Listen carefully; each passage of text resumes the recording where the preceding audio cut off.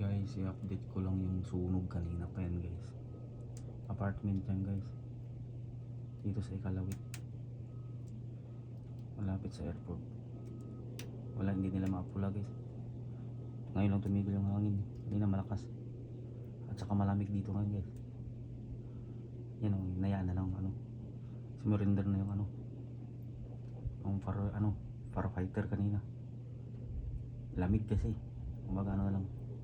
Wala na, patupok na lang nila yan. At least ang ano lang, binabantan nila na wag na kumalat sa ibang building pa. Mabilis ang sunog dito guys kasi yung ganun, mabilis matupok kasi light materials ang gamit, mga kahoy lang ba. Ito, kahit itong bahay namin sa malamig ngayon, napakalamig. Wala, ano na yun guys, mag-isang oras na, mahigit. Hindi nila naapula.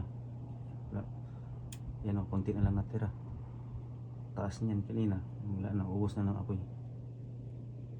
Tsaka malamig ngayon, hindi na nila makontrol yan. Binabantayan na lang nila na hindi kumalat. Yan guys, New Year, ang ano, lungkot. Kumbaga, nakakaawa din ang mga nakatira dyan. Importante yan guys, kung ligtas sila lahat. Ano lang dyan, yung kawawa, yung ano, mga gamit nila saka mga personal belonging kung hindi nailabas. Sunog talaga. Right? God bless us.